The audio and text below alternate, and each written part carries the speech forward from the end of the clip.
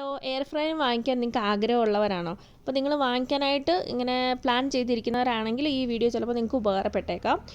ഞാൻ ഒരു മാസം മുമ്പാണ് എയർ ഫ്രയർ വാങ്ങിയത്. 8,000 9,000 ഇടയ്ക്കാണ് ഇതിൻ്റെ റേറ്റ് വന്നത്. 2 കമ്പാർട്ട്മെൻ്റ് ഉള്ളതായിരുന്നു വാങ്ങിയത്. അപ്പോൾ നമ്മൾ വാങ്ങി 2 ദിവസം കഴിഞ്ഞപ്പോഴത്തേനും തന്നെ അവിടുന്ന് ഡെമോയ്ക്ക് ആൾ വന്നിരുന്നു. അപ്പോൾ പുള്ളിക്കാരൻ എങ്ങനെയാണ് നമ്മൾ യൂസ് ചെയ്യുന്നതെന്നൊക്കെ പറഞ്ഞു തന്നു. നമുക്ക് ജസ്റ്റ് ഈസി ആയിട്ട് കൈകാര്യം ചെയ്യാവുന്നതേ ഉള്ളൂ.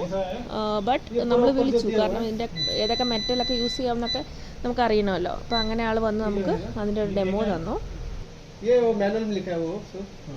जैसा चिकन क्रैब मटन ये जो है वो सब ऑप्शन है. जैसा क्रैब बना तो 20 मिनट्स. ओके, इसमें क्या ऑयल ऐड करना है? ऑयल थोड़ा सा लगाने से थोड़ा सा टेस्ट के लिए अच्छा रहेगा. तो इसमें क्या ऑयल का जरूरत पड़ता नहीं है. ओके, നമുക്ക് പ്ലാസ്റ്റിക് ഒഴിച്ചിട്ട് ബാക്കി എല്ലാ മെറ്റൽസും ഇതിനകത്ത്, എല്ലാത്തരം പാത്രങ്ങളും ഇതിനകത്ത് വെക്കാൻ പറ്റും എന്നുള്ളതാണ് ഇതിൻ്റെ ഗുണം.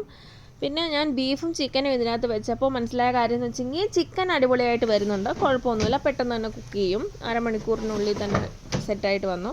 പക്ഷേങ്കിൽ ബീഫ് കുക്കായെങ്കിലും അതിനകത്തുള്ള ഫാറ്റും എല്ലാം അങ്ങ് അതിൻ്റെ അടിയിലെ കമ്പാർട്ട്മെൻറ്റിലേക്ക് പോയിട്ട് ശരിക്കും പറഞ്ഞാൽ ഒരു ചവറ് പോലെയാണ് കിട്ടിയത്. ബീഫിന് അത്ര ടേസ്റ്റേ ഉണ്ടായിരുന്നില്ല. ബീഫെന്ന് പറയുമ്പോൾ തന്നെ അതിൻ്റെ ആ ടേസ്റ്റ് അതിൻ്റെ ഫാറ്റിലും അല്ലെങ്കിൽ അതിൻ്റെ കൊഴുപ്പിലും ഒക്കെയാണല്ലോ. ഇപ്പം ഇതൊന്നും അതിന് വന്നില്ല, അപ്പം അത്ര വലിയ നല്ലതായിട്ട് തോന്നിയില്ല. പക്ഷേ അത്യാവശ്യം നല്ല ക്രിസ്പി ആവുന്നുണ്ടായിരുന്നു.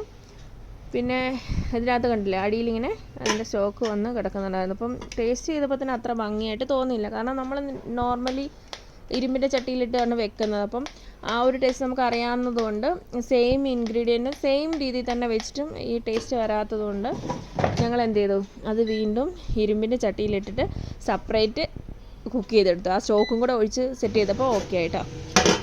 പിന്നെ ഇതിനകത്തുനിന്ന് നമ്മൾ ആ ചിക്കൻ മാറ്റിയപ്പോൾ തന്നെ ഇങ്ങനെയായിരുന്നു. ആ ചിക്കനിൽ നമ്മൾ ഒഴിച്ചു കൊടുത്ത ഓയിലൊക്കെ താഴെ തന്നെ വന്നിട്ടുണ്ട്. അത് ചിക്കനിലേക്ക് അധികം അങ്ങ് വന്നിട്ടില്ല. സ്പ്രേ ചെയ്ത് കൊടുത്ത് അത്രയും തന്നെ താഴേക്ക് വന്നിട്ടുണ്ട്. ഡയറ്റിങ് ചെയ്യുന്ന ആളാണെങ്കിൽ ഫാറ്റും ഓയിലൊക്കെ ഒഴിവാക്കാൻ നല്ലൊരു ഓപ്ഷനാണിത് കേട്ടോ.